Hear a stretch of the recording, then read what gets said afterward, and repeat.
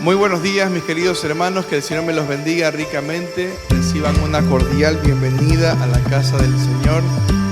Y el día de hoy seguiremos avanzando en nuestra serie de predicaciones en el libro de Malaquías. Así que, ¿qué les parece si ponemos este tiempo en las manos del Señor?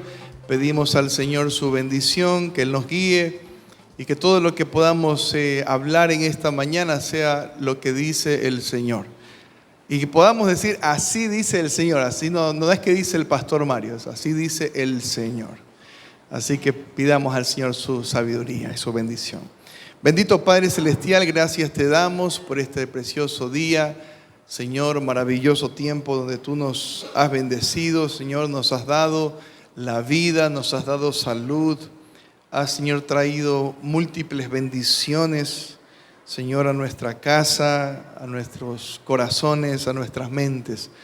Te ruego, Señor, que una vez más, por medio de tu palabra, nos hables, oh Dios, nos permitas mantenernos cerca de ti. Y te pedimos perdón si en algo te hemos fallado, si en algo te hemos ofendido, Señor.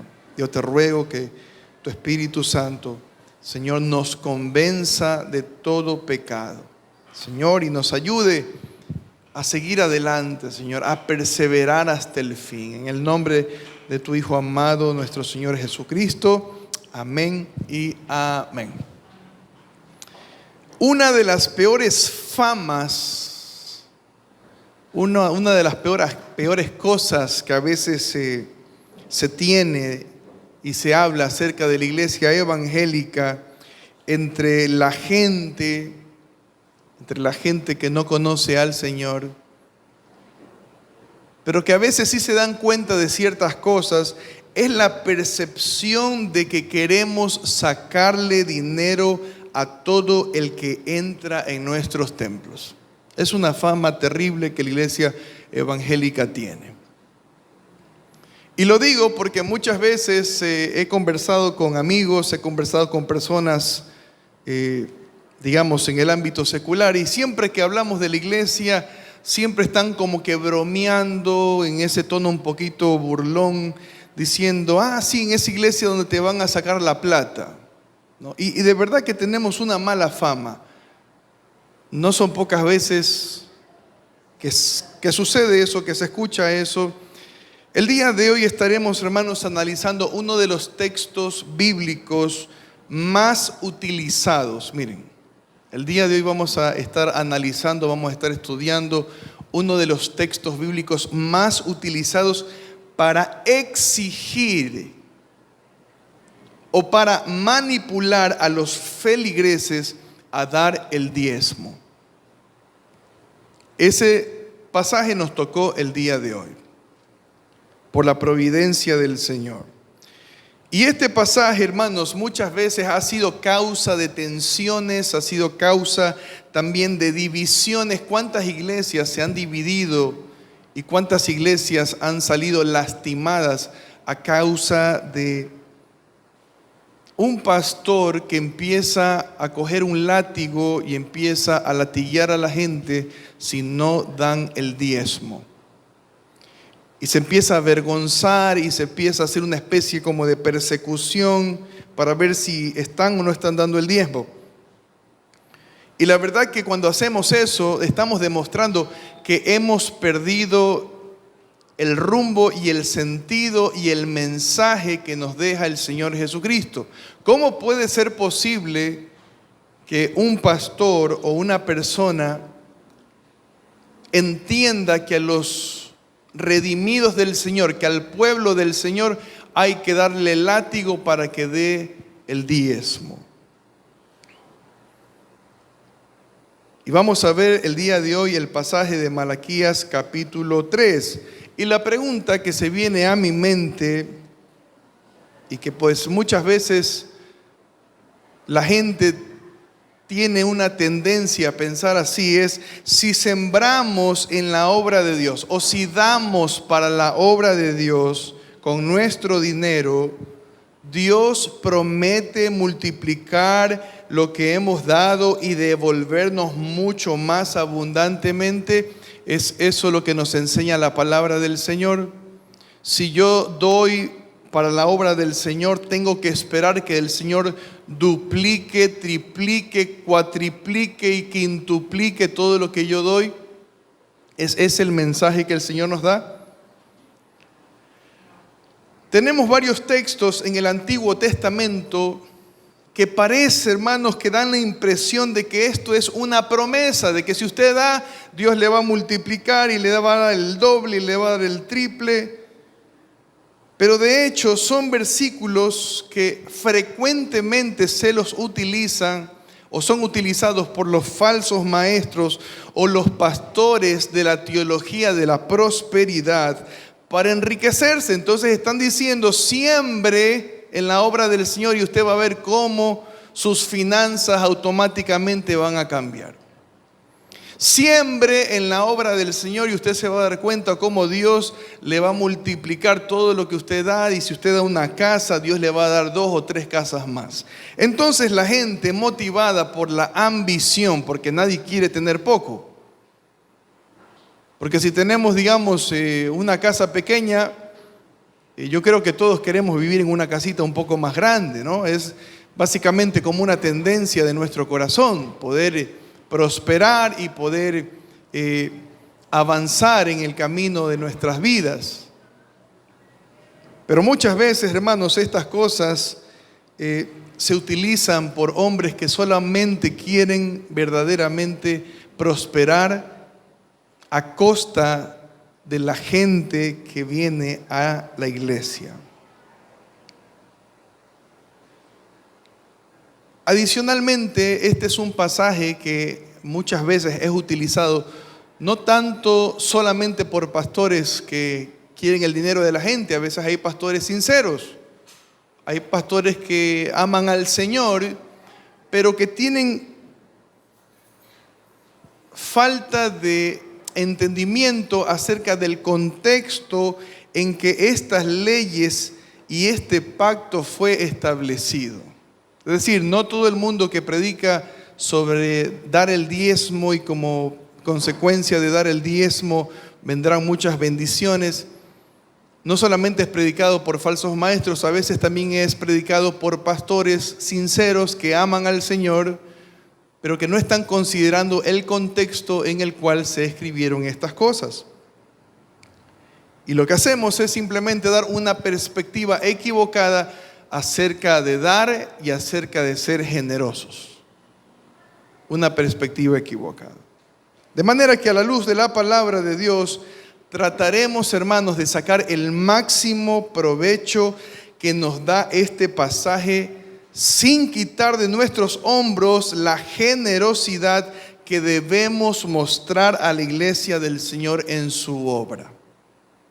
Es decir, este pasaje primero no lo vamos a desechar, porque alguien puede decir, ya ese pasaje, ese capítulo 3 de Malaquías ni lo leas, porque eso ya quedó en el antiguo pacto. No, sigue siendo palabra de Dios, sigue teniendo un mensaje poderoso para la iglesia del día de hoy. Porque la palabra de Dios no volverá vacía. La palabra de Dios cumplirá el propósito. Su palabra es la palabra profética más segura y tenemos que prestarle atención. Porque hay muchas cosas que el Señor nos va a enseñar por medio de este texto. A nosotros que somos los escogidos del Señor, el pueblo adquirido por Dios, nación santa, real sacerdocio. Así que les pido que abramos nuestras Biblias en Malaquías capítulo 3. Malaquías capítulo 3. Y veamos los versos del 6 en adelante. Y la palabra del Señor dice así: porque yo, Jehová, no cambio. Por esto, hijos de Jacob, no habéis sido consumidos. Desde los días de vuestros padres os habéis apartado de mis leyes y no las guardasteis.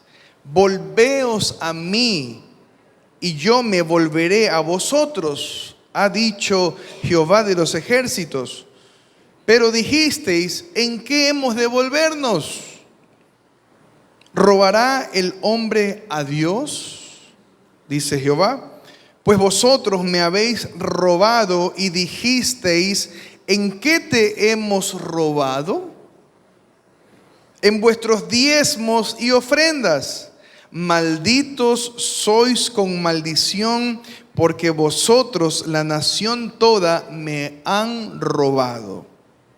Traed todos los diezmos al alfolí y haya alimento en mi casa. Y probadme ahora en esto, dice Jehová de los ejércitos, si no os abriré las ventanas de los cielos y derramaré sobre vosotros bendición hasta que sobreabunde. Versículo 11. Reprenderé también por vosotros ¿a quién?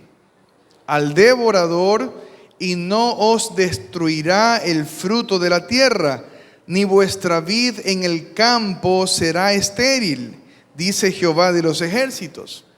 Y todas las naciones os dirán, bienaventurados, porque seréis tierra deseable, dice Jehová de los ejércitos. Mis amados hermanos, la primera enseñanza que quiero compartirles acerca de este pasaje es que en el antiguo pacto la bendición de Dios está condicionada por la obediencia de Israel. Así funcionaba el antiguo pacto. Permítame repetirle esa idea, y si puede anótela. En el antiguo pacto, en el Antiguo Testamento, en lo que Dios había establecido hace muchos años atrás, en su ley, en el Pentateuco, de Génesis hasta Deuteronomio, la bendición de Dios estaba condicionada. Era la posibilidad que ellos pudieran tener bendición si es que hacían unas y otras cosas. Por eso decimos que la bendición de Dios en ese pacto, en el Antiguo Testamento, estaba condicionada por la obediencia de Israel. Es decir, si Israel obedecía los mandamientos del Señor, ¿qué tendrían como consecuencia? Bendiciones. Pero si ellos desobedecían, ¿qué tendrían como consecuencia? Maldiciones.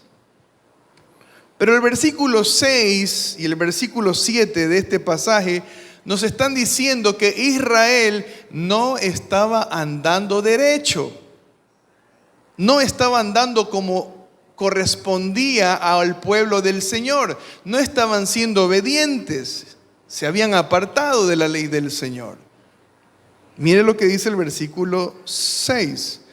Porque yo, Jehová, no cambio, y por esto, hijos de Jacob, no habéis sido consumidos. El Señor tranquilamente, a causa de su rebeldía, podía haberlos aniquilado. Pero el Señor aquí nos hace ver algo precioso. Primero, el Señor mismo clama a Israel y le dice: Israel, arrepiéntete, no sigas haciendo lo malo. Esa es la actitud del Señor cuando, hermanos, cualquiera que quiere seguir al Señor y quiere acercarse a Él, quiere tener una vida transformada, el Señor le dice: arrepiéntete, cambia tu camino. Y eso es lo que le dice aquí a Israel. Y es gracias a que Él no cambia, dice aquí el versículo 6, porque yo no cambio. Es gracias a la inmutabilidad de Dios que ellos no han sido consumidos, no han sido destruidos por la ira de Dios. Porque Dios se mantiene fiel a sus promesas, porque Dios se mantiene fiel a su pacto. Nosotros vemos en el Antiguo Testamento que Dios en algún momento estuvo a punto de destruir a todo el pueblo y decirle: tranquilo, Moisés, yo te voy a dar otro pueblo, así que olvídate de este pueblo de aquí.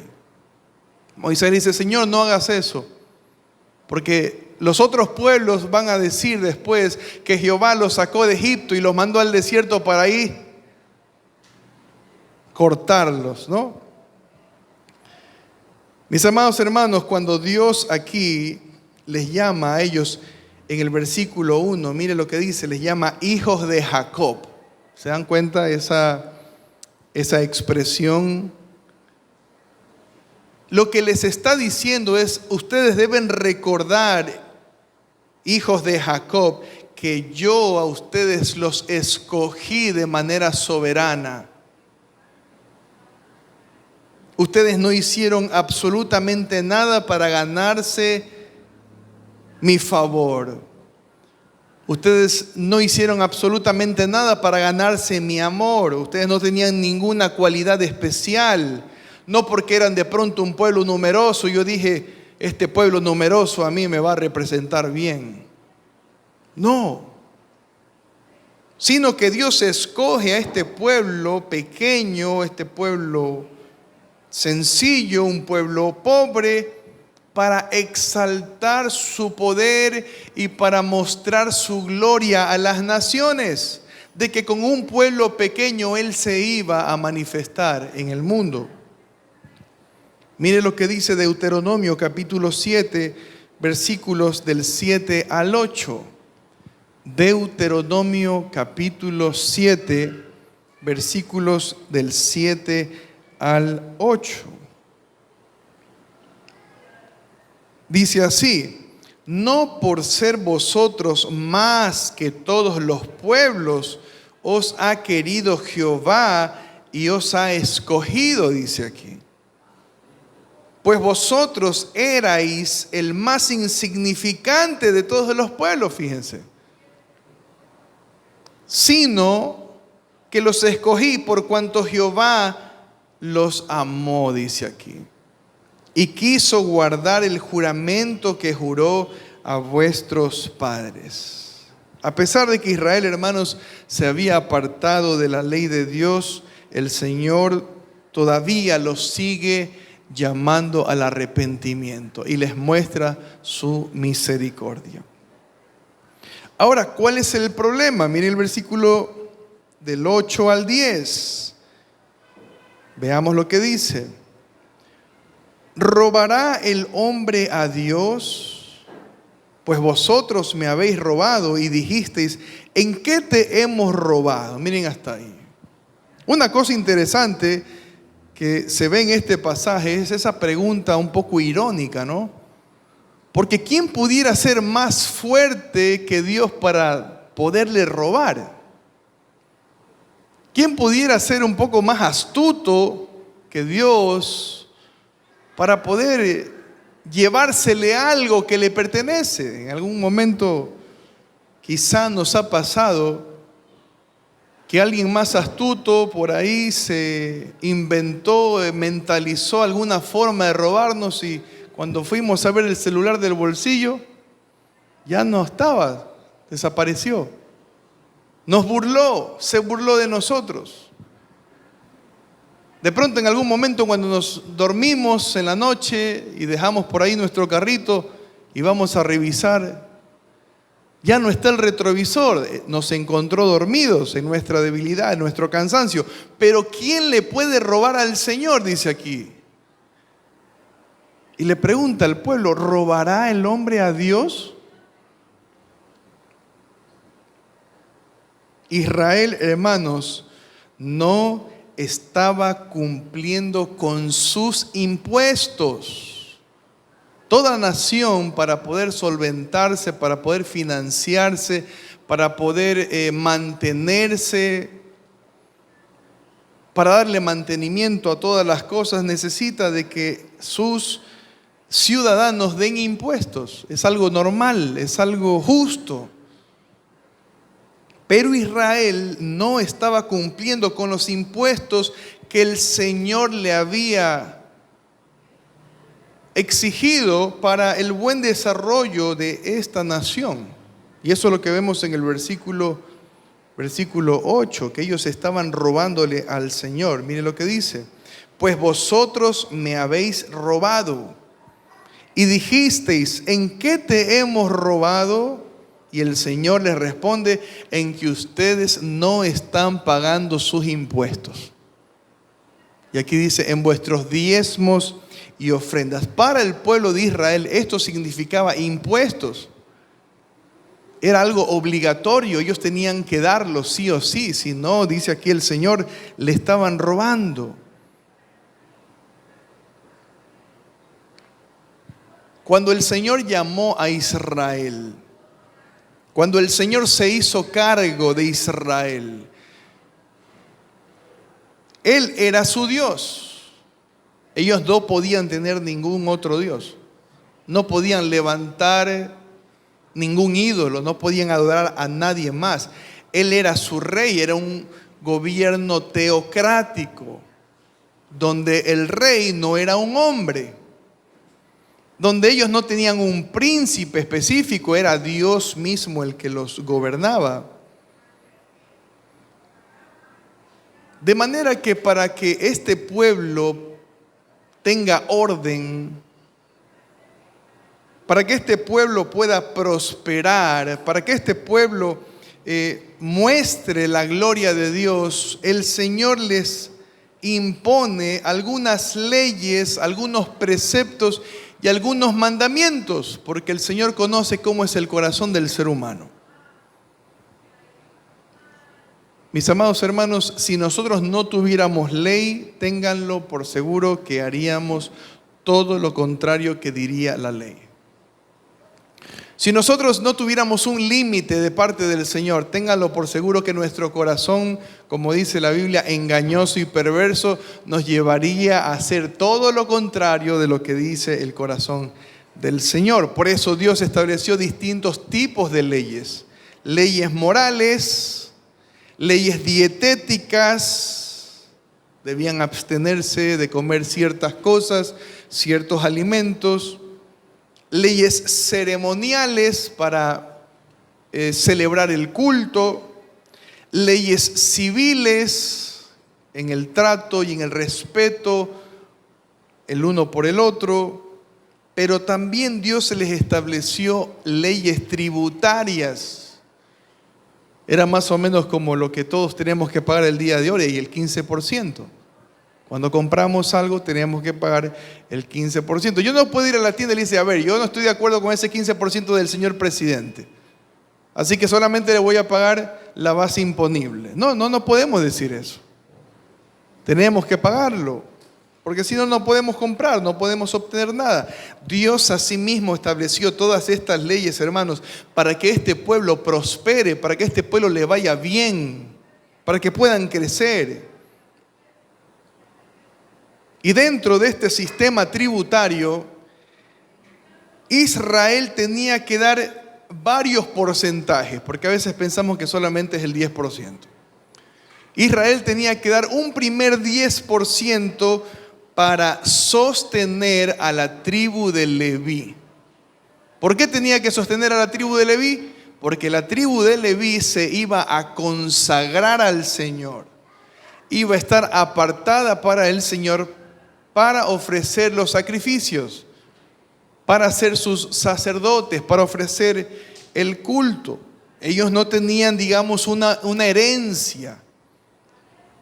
Entonces, si nadie les daba, entonces ellos no iban a poder vivir. ¿Cómo iban a comer? Así que ese primer 10% iba para la tribu de Leví. Mire lo que dice Números 18:21. Vamos revisando. Números 18:21.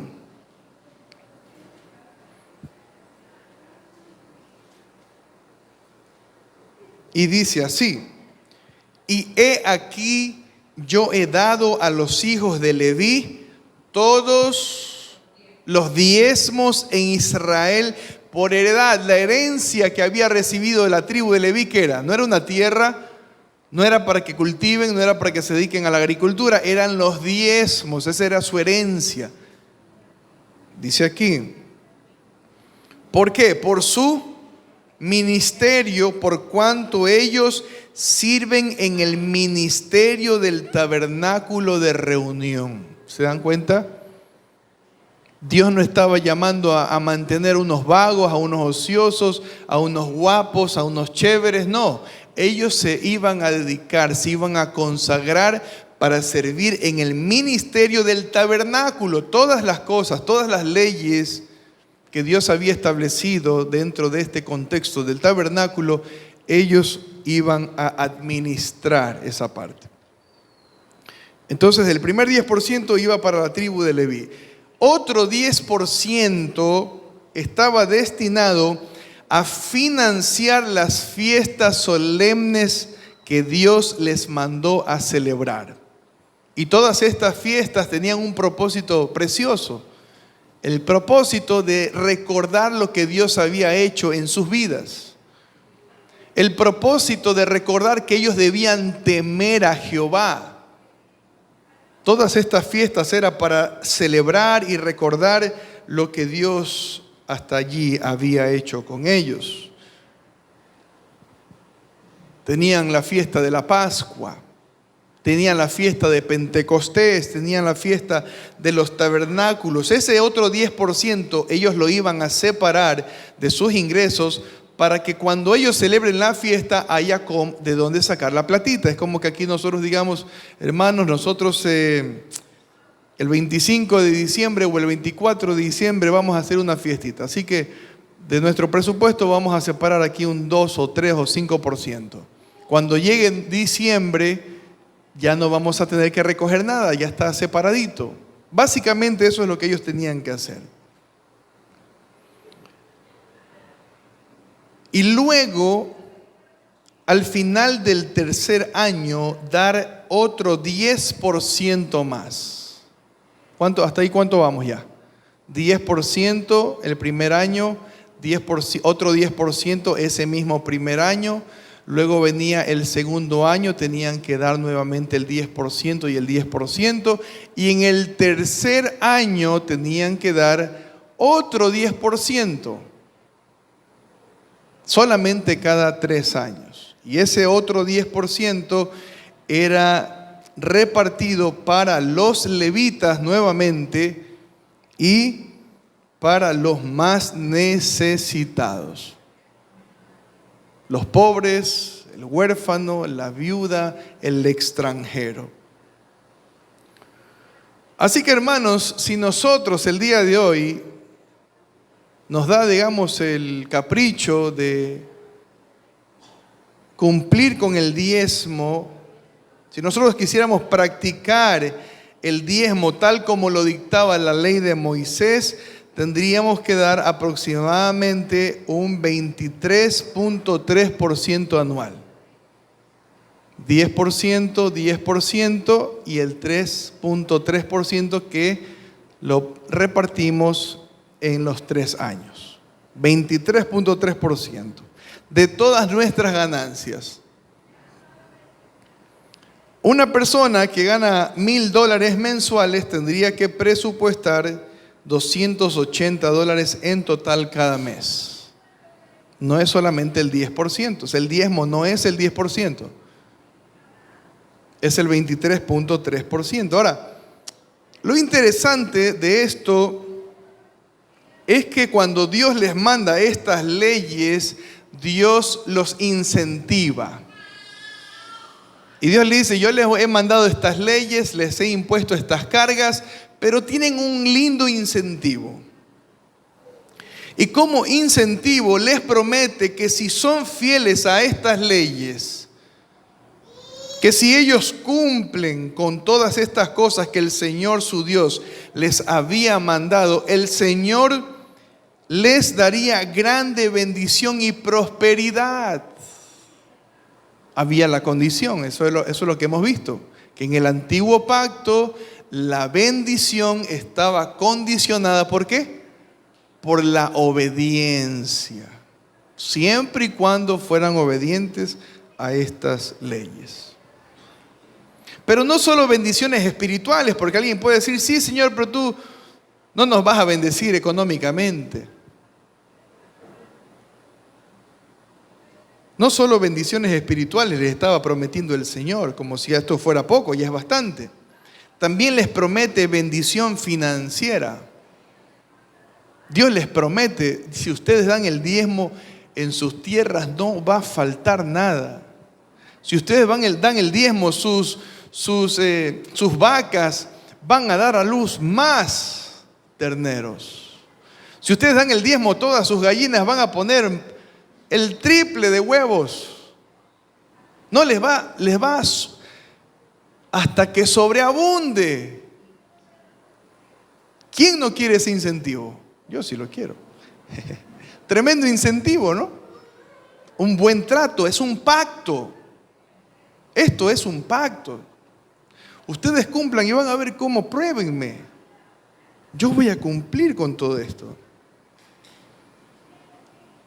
Pero Israel, y no los veamos, hermanos, muy lejanos, veámonos a nosotros también. Porque a veces somos buenos para jugar a Israel.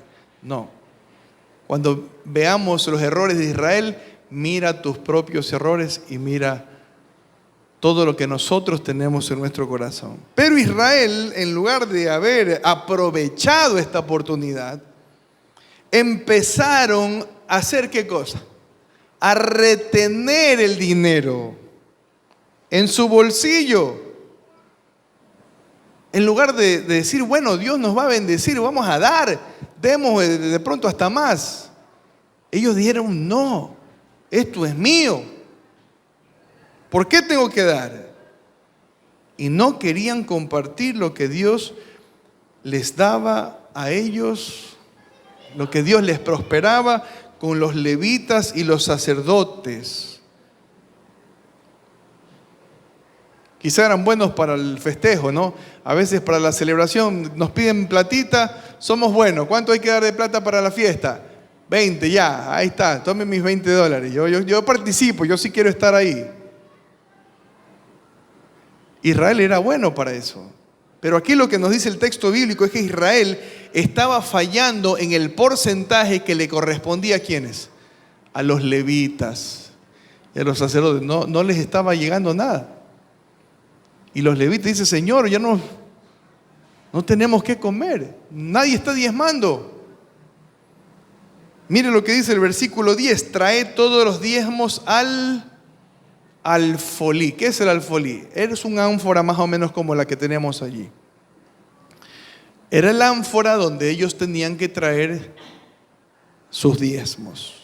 Era el lugar donde se depositaban los valores que se recolectaran de Israel. Dice, trae todos los diezmos al alfolí. ¿Para qué? Para que haya alimento. ¿En dónde? ¿En la casa de ellos o en la casa de Dios? En la casa de Dios, porque no había alimento en la casa de Dios. Aquí los sacerdotes, los pastores estaban preguntando, y ahora, hermano, ¿y alguien puso algo ahí? Anda, mira, a ver si nos compramos unos pancitos al frente. No había nada. No había alimento en la casa del Señor. Pobres sacerdotes y levitas, hermanos. Qué desesperación. Los levitas no tenían que comer. Miren el corazón duro del pueblo de Israel. No quería dar para que los sacerdotes y los levitas coman. Mis amados hermanos, Dios estaba siendo sumamente generoso con Israel.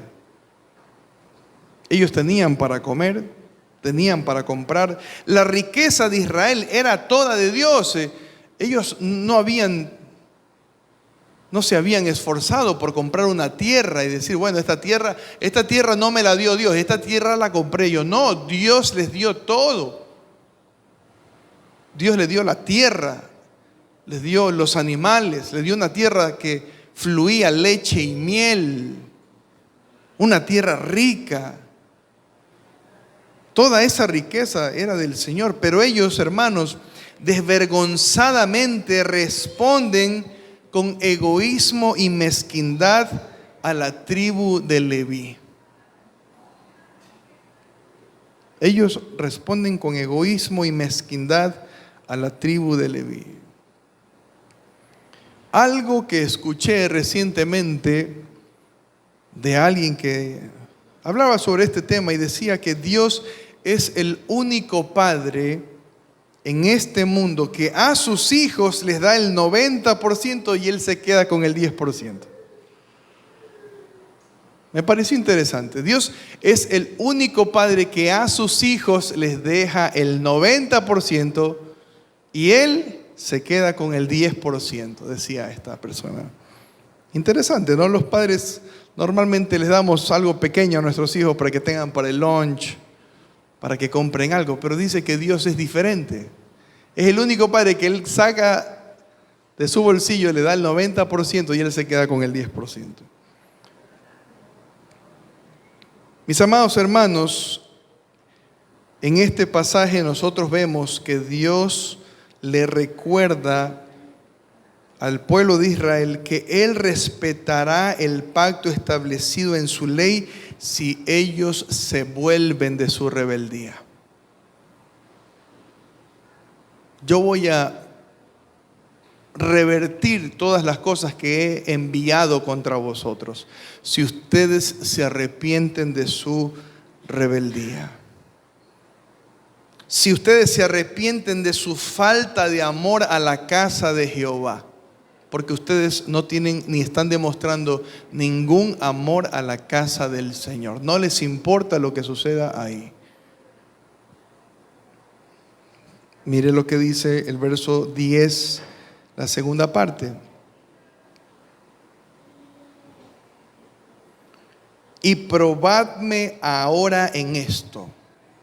Pruébenme, dice Jehová de los ejércitos, si no os abriré las ventanas de los cielos y derramaré sobre vosotros bendición hasta que sobreabunde. Miren ustedes, versículo 11. Reprenderé también por vosotros ¿a quién? Al devorador, y no os destruirá el fruto de la tierra, ni vuestra vid en el campo será estéril. Perdón, ¿estamos bien? No. Y no os destruiré el fruto de la tierra, ni vuestra vid en el campo será estéril, dice Jehová de los ejércitos. Y todas las naciones os dirán bienaventurados, porque seréis tierra deseable, dice Jehová de los ejércitos. Mis amados hermanos, en Deuteronomio capítulo 28, literalmente dice, hagan la comparación, miren cómo se relaciona lo uno con lo otro. Deuteronomio 28, voy a leer desde el versículo 11, dice, y te hará Jehová sobreabundar en bienes, miren, prosperidad pura, ¿no? Sobreabundar en bienes. En el fruto de tu vientre, en el fruto de tu bestia y en el fruto de tu tierra, en el país que Jehová juró a tus padres que te había de dar, te abrirá Jehová su buen tesoro, el cielo, para enviar la lluvia a tu tierra en su tiempo y para bendecir toda la obra de tus manos. Y prestarás a muchas naciones. Tú prestarás, tú darás, y tú no pedirás prestado. Te pondrá Jehová por cabeza y no por cola, y estarás encima solamente, y no estarás debajo, si obedecieres, dice aquí, los mandamientos de Jehová tu Dios, que yo te ordeno hoy, para que los guardes y cumplas. Y si no te apartares de todas las palabras que yo te mando hoy, ni a diestra ni a siniestra, para ir tras dioses ajenos y servirles. ¿Y qué hizo Israel? Todo lo contrario. Todo lo contrario, hermanos. En el antiguo pacto, en el Antiguo Testamento, la bendición de Dios estaba condicionada por la obediencia de Israel. Bueno, hemos estudiado este pasaje y ahora, ¿qué pasa con la iglesia del Señor? Vamos a ver qué es lo que el Señor ahora nos ha dejado. La segunda enseñanza que les quiero compartir, hermanos, en este sermón, es que en el nuevo pacto, en el Nuevo Testamento, cuando el Señor Jesucristo establece el nuevo pacto en su sangre, Él derrama toda su sangre. Y hay un nuevo pacto. ¿Cuál es el punto aquí? Que la bendición de Dios está ya no condicionada. En el antiguo pacto estaba ¿cómo? Condicionada. En el nuevo pacto la bendición de Dios está asegurada por la obediencia de los cristianos. No. La bendición de Dios está asegurada por la obediencia de Cristo Jesús. En el nuevo pacto es la obediencia, es la justicia de Cristo Jesús la que es considerada por el Padre para bendecirnos a nosotros. Somos bendecidos no por nuestra justicia, sino por la justicia de otro, de Cristo Jesús. Ya no tenemos que hacer nada, hermanos, para que Dios nos bendiga. Pero vamos a ver algunas cosas. No debemos olvidarnos que el Señor Jesucristo, para poder darnos su justicia, Él primero cumple la obediencia que Israel no quiso dar a Dios. Israel había fallado. Claro, Israel en representación de un pueblo humano.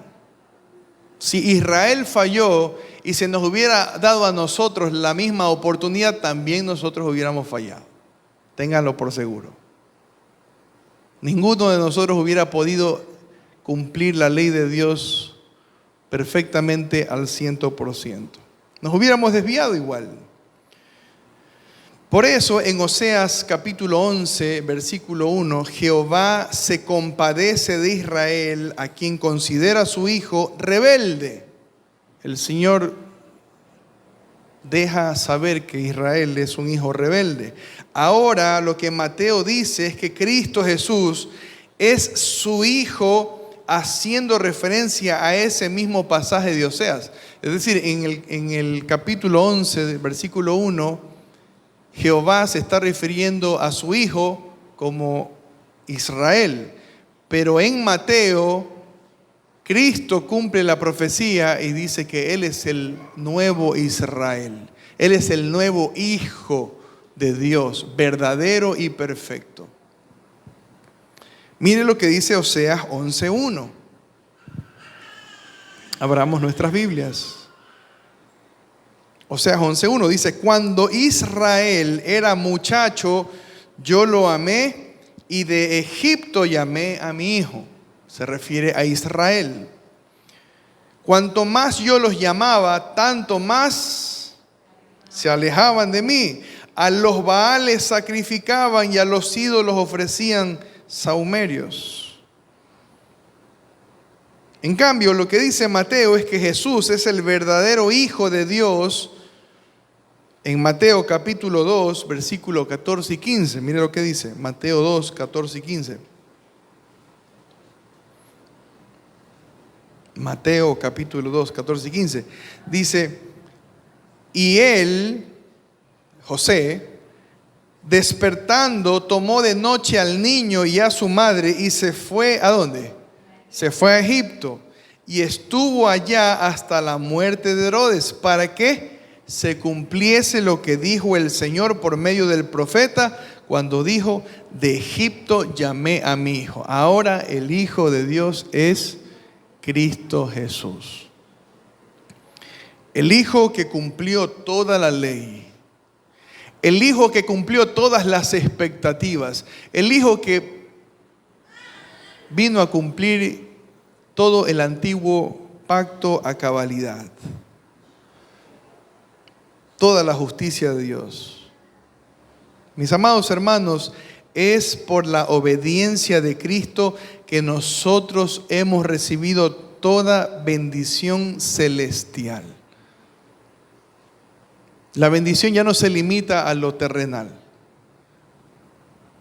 Ahora la bendición que nosotros gozamos, hermanos, es una bendición celestial, incalculablemente celestial.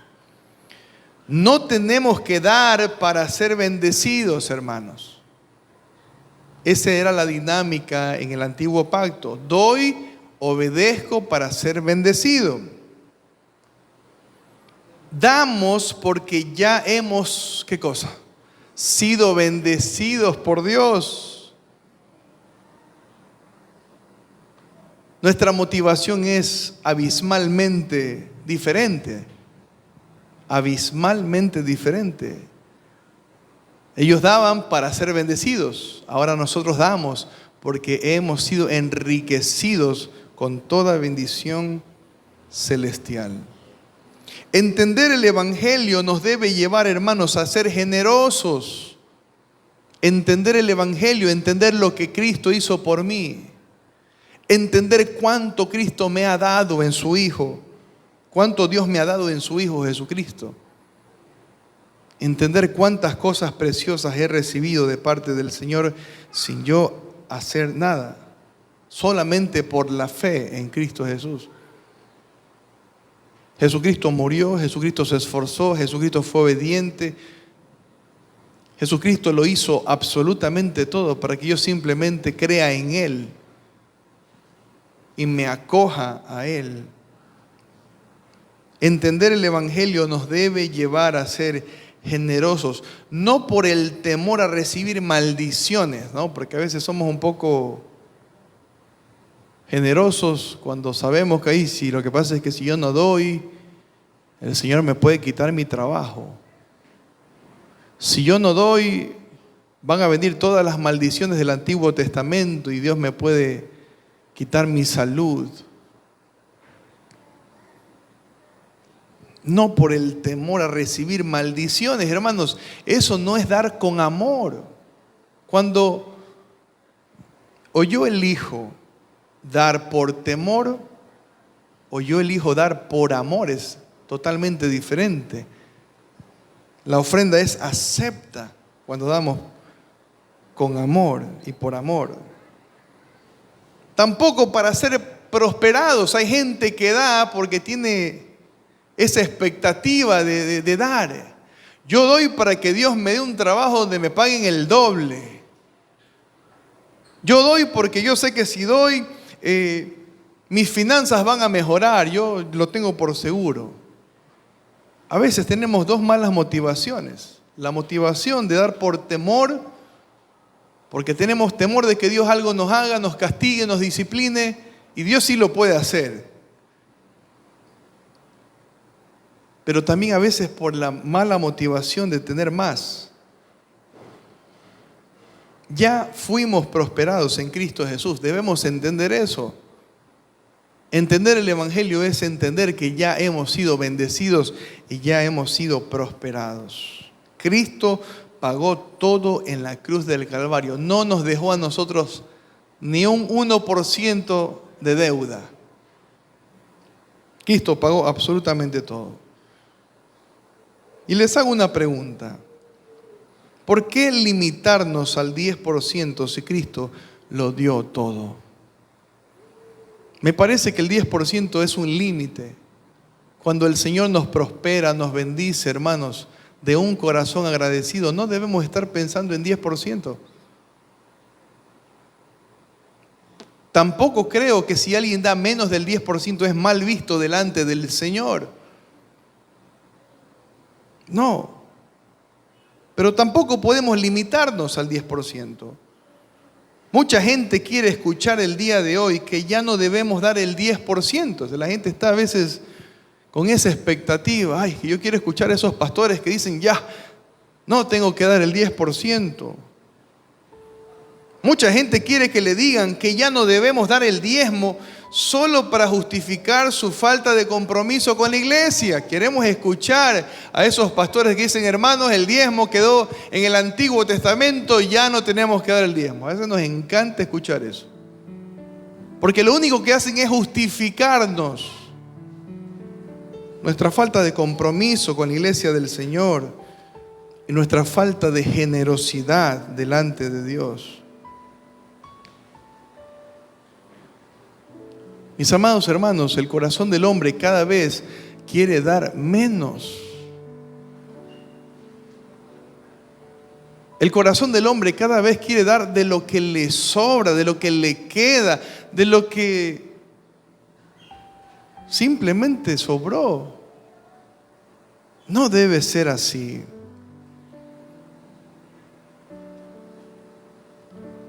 Si a veces en la vida secular, hermanos, queremos que nos reconozcan los hombres. En la empresa sí queremos un bono. ¿Quién quiere un bono en la empresa? Un bono que le den de $5,000. Yo cuando trabajaba esperaba que me den un bono, nunca nadie me dio un bono. Yo cuando trabajaba esperaba que me den unas buenas utilidades, siempre me ponían en la empresa donde pagaban $60, mientras habían otros que pagaban $6,000, $7,000, $8,000. Yo era del grupo ese que recibía las sobras. Si queremos, hermanos, que los hombres nos reconozcan nuestro trabajo. Queremos bonos. ¿Quién quiere que le suban el sueldo? Yo sí quiero que me suban el sueldo. Sí queremos que nos suban el sueldo. ¿O quién no quiere que le suban el sueldo?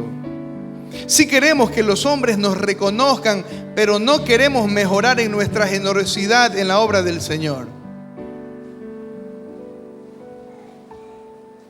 Lo que nosotros queremos que hagan con nosotros, no lo aplicamos nosotros en la obra del Señor. Nuestra generosidad bendice a quienes trabajan en el pastoreo de las almas, hermanos.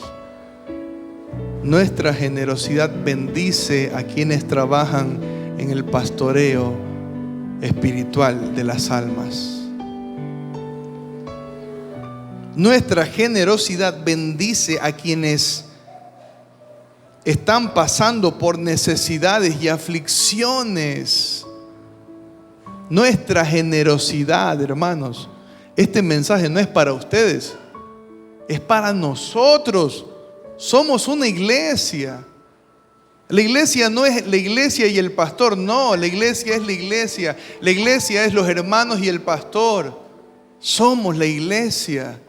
Nuestra generosidad bendice a los que pasan por necesidades y aflicciones. ¿De dónde vamos a sacar, hermanos, si el día de mañana a una persona de nuestra iglesia o de algún lugar cercano de aquí de nuestra comunidad podamos ayudarle y bendecirle? Nuestra generosidad afecta en el testimonio que damos a la comunidad en donde Dios nos ha colocado. Nuestra generosidad afecta también a la comunidad.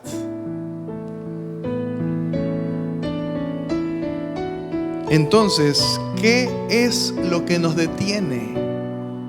¿Qué te detiene en ser generoso en la obra del Señor? ¿Por qué siempre das lo que te sobra? ¿Por qué siempre damos lo que nos sobra? ¿Qué te detiene? ¿Por qué no das para la obra del Señor? ¿Qué te detiene? ¿Dios no te está bendiciendo?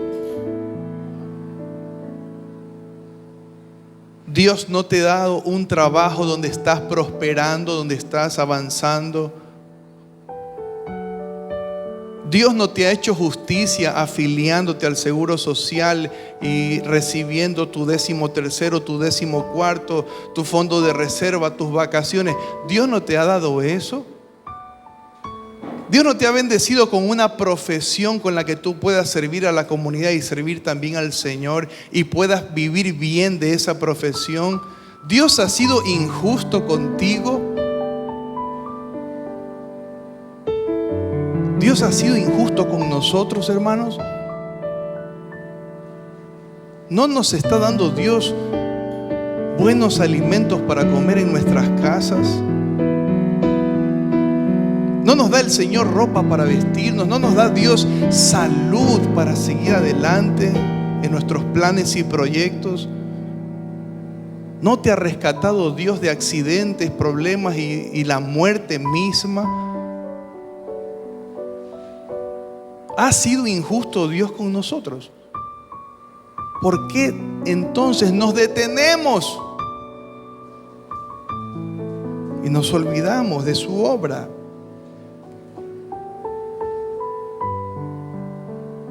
¿Qué es lo que nos detiene? ¿Las deudas? ¿La mala administración? ¿Pensar solo en nosotros? Reflexionemos, hermanos. Pongamos delante del Señor todas estas cosas en las que estamos fallando. Estamos fallando. La iglesia, y concluyo, la iglesia está llamada a dar voluntariamente. Voluntariamente. Es mi voluntad. Nace de mi corazón. Con gratitud por lo que hemos recibido. Con generosidad, con un corazón gozoso, conforme a las riquezas recibidas, hermanos. Cuando damos con generosidad, cuando damos con amor, ese 10% ya no importa. No te enfoques en el 10%. Enfócate en dar con generosidad y con amor. Olvídate del 10%. Ya no importa. Eso quedó para quienes no entienden el Evangelio. Nosotros que entendemos el Evangelio, que entendemos cuánta bendición hemos recibido, ese 10% no nos interesa. No te limites.